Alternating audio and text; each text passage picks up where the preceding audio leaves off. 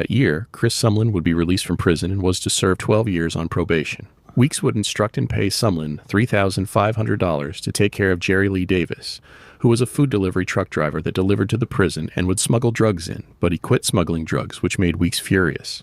So Chris Sumlin broke into Davis's house while he was sleeping in bed next to his daughter and shot him to death. Over time, Weeks would pay the prison warden $30,000 to falsify documents and help coordinate the smuggling of jewelry and forbidden packages that were not allowed to be sent to the prison that contained drugs.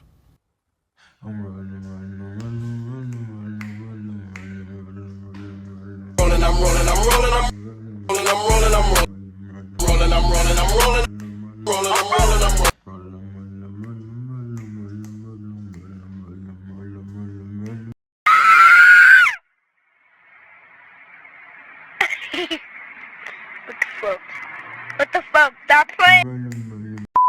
What's up, YouTube? It's your boy Husky, and I'm back in this video with another video. You know what I'm saying? My bad, I had to take a little break. You know what I'm saying? I had an important, very important birthday to attend to. So, but now we back with the shocking story of a savage prison drug lord. Finna see what go down in them jail cells. You hear me? Shit, how to get down nasty. So without further ado, you already know. Finna get up in the bitch. What? Reading the video right now.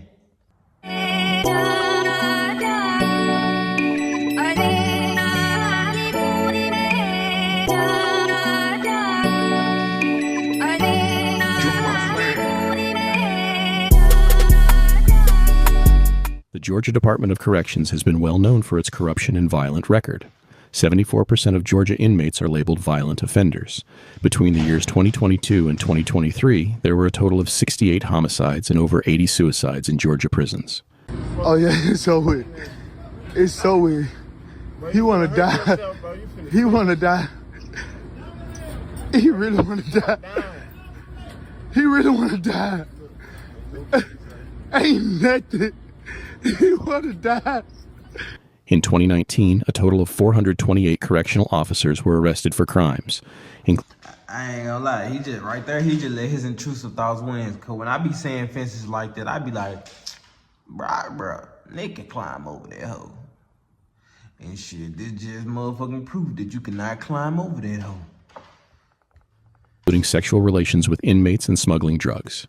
Prison guards would accept bribes from inmates to help pay bills because the starting pay for a prison guard in Georgia is $42,000. Inmates would often pay guards amounts between $2,500 to $10,000 to smuggle in drugs, food, expensive clothes, and cell phones. There was one situation where an inmate serving a 15-year sentence for armed robbery got his hands on a cell phone and impersonated a well-known billionaire. He convinced the bank to wire him $11 million and used the money to buy a $4.4 million house in Atlanta. When he was caught with his cell phone, he had a total of $31 million in his bank account. In 2021, he completed his 15-year sentence, but was immediately placed into federal custody and later sentenced to 11 years in... Bro, how the fuck he do all that by himself? I understand how he did the impersonation and shit, but shorty, how the fuck you go buy a house without being there to even look at the house in person, talk to no type of who the fuck, who, how you buy this, nigga? I know you ain't just go on that bitch shopping for houses, put your credit card to it and just click buy. Nigga, that's not how buying the house works. So how the hell he buy the house? Damn, imagine if he would never got caught. That nigga would have been set up in that motherfucker. See, that shit crazy. It be niggas in jail really having millions. And then there be niggas out here in the real world struggling like a motherfucker. That shit crazy. Federal prison. However, this will lead me to a specific story that began at the horrendous Smith State Prison, where murder and corruption are a daily routine. What, man? That ain't never just hog tied, bro. I'm gonna stop pause. I don't want this video to be 15,000 minutes.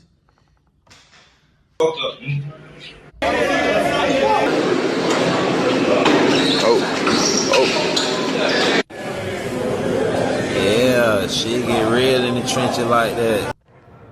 The Draco is under me. That bitch in my lap now. Come and get him. You think I ain't on point? Run up if you want, shoot this bitch through the window. You hear me? Yeah, I just want that nigga for his phone and his knife. Do shit like that. Look at him roll it back there. Yeah, bitch. In the can with it. Yeah. Freely. Free me. In March of 2019, 24-year-old Nathan Weeks, who had been incarcerated since he was 16, was sentenced to 17 years in 2012 for a string of multiple armed robberies of pizza delivery drivers that he had been committing since he was 14. He would be transferred to Smith State Prison. Weeks eventually met and became close friends with fellow inmate Chris Sumlin, who was serving his second prison sentence. Gee, how you get 17 years for robbing a pizza man? How you give bruh? Well, 9 times out of 10, what you was just robbing for the pizza? Cause I know back then, you didn't have to pay online. You could just pay when they get there. You could just order it to pay when they get there. Well, he was just up and Glock robbing a nigga for the pizza. All right, but it mind a kid. The nigga hungry just trying to eat. It's crazy he was doing that shit for 2 years before he got caught though. But damn, 17 years? What the fuck? After being released, but was caught with possession of a firearm and cocaine, resulting in a 9-year sentence. Weeks eventually started a romantic relationship with multiple female prison guards.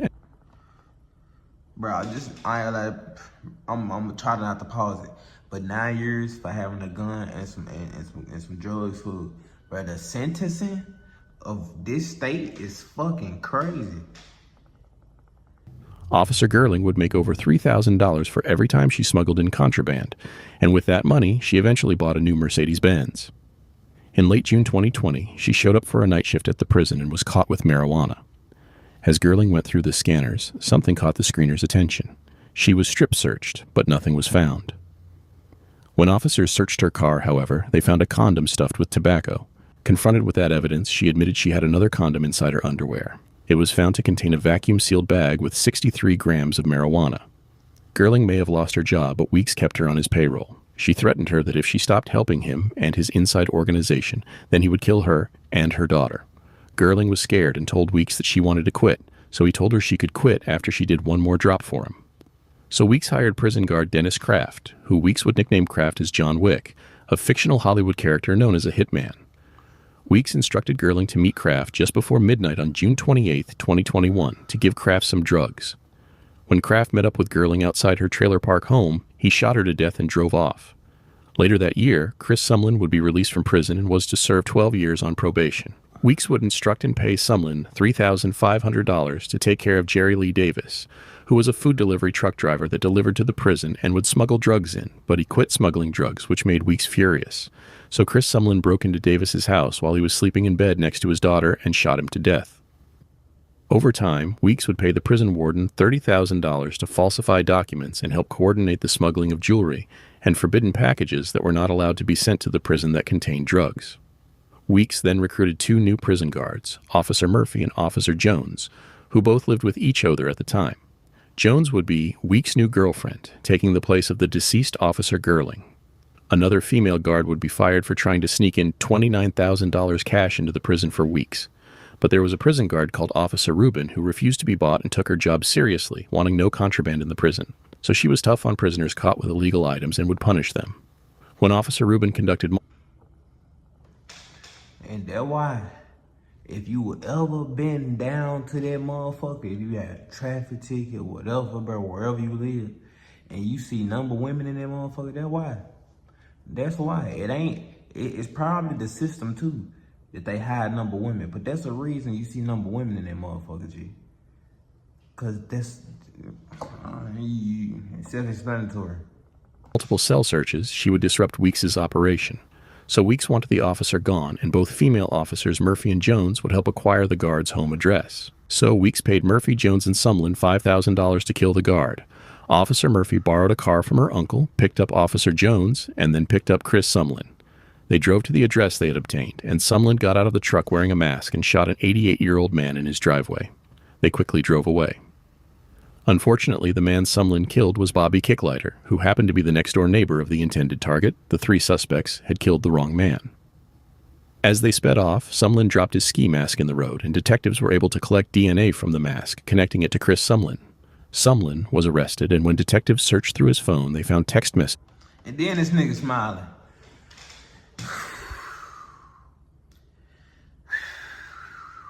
So not only did,